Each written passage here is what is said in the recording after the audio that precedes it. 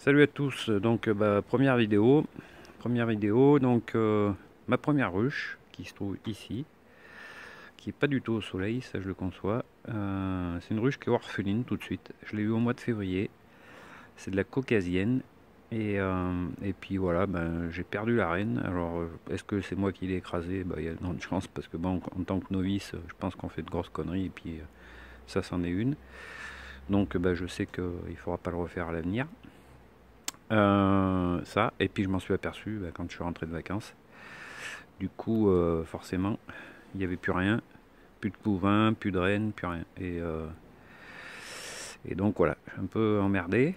Donc je sais pas s'il faut faire mettre une reine fécondée ou si je vais transvaser celle-ci dans celle-là ou dans celle-ci.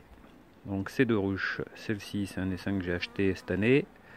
L'Isea, voilà, donc c'est une ruche que j'ai fabriquée de A à Z, sauf bientôt le plateau, bien sûr, qui est pas de moi, hein, et puis ni le nourrisseur. C'est des nourrisseurs Nico et plateau Nico, et je trouve qu'ils sont pas mal. Donc je vois pas pourquoi on irait se casser le bonbon, hein. Ils sont pas chers en plus. Donc ça c'est un premier essaim que j'ai acheté, qui va très bien, c'est de la Buckfast, voilà, sachant que celle-ci, c'était de la caucasienne qui vient du sud, alors forcément en Auvergne, je pense qu'elle a pas dû apprécier. Non, je plaisante, j'en sais rien.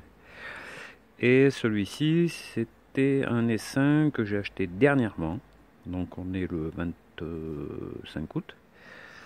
C'est un gars qui s'en séparait. Et il était dans une ruchette piège. Voilà.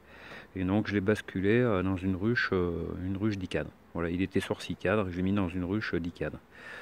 Bon, après voilà, je pense que pour passer l'hiver, il sera mieux là parce qu'il y avait du monde quand même. Donc je pense qu'il sera mieux là. Et puis voilà quoi, on verra.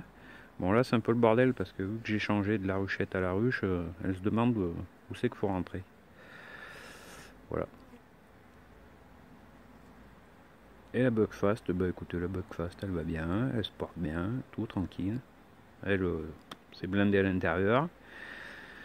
J'ai traité à la pivard pour cet hiver.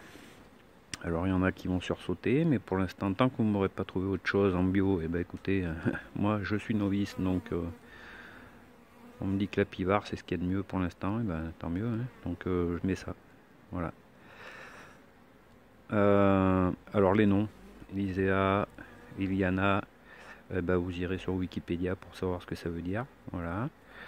Et puis voilà, c'est tout. Donc ça c'est des ruches qui vont partir à mon boulot. Voilà. Je travaille dans un établissement scolaire et j'ai eu l'autorisation de déposer les ruches sur le toit de l'école. Voilà. C'est à côté de, comment ça s'appelle, d'une forêt d'acacias. Donc je pense qu'elles seront pas mal. Bon, les acacias c'est fini là maintenant, hein, mais bon, elles vont aller hiverner en bas. Alors je vous dis en bas parce que moi ici à l'heure actuelle je suis à 890 mètres et qu'en bas elles doivent être à 400. Donc elles seront très bien en bas, je pense, pour passer l'hiver. Ah, une copine qui vient me dire bonjour. Voilà. Bon, et écoutez, je vous laisse. Un petit mot pour ma cousine. Voilà, Iliana, je trouve que c'est super beau et ça va bien avec l'Isea, voilà, qui était déjà faite. Donc ça, c'est une ruche de... Voilà, je cherchais des noms et puis ma cousine m'a filé un petit nom qui va bien. Voilà, enfin, et puis une autre cousine aussi qui m'en a donné une autre, mais je vous la ferai voir la prochaine fois. Allez, je vous laisse. Ça, c'était mes premières ruches, c'était ma première vidéo. Ah, ciao, bye.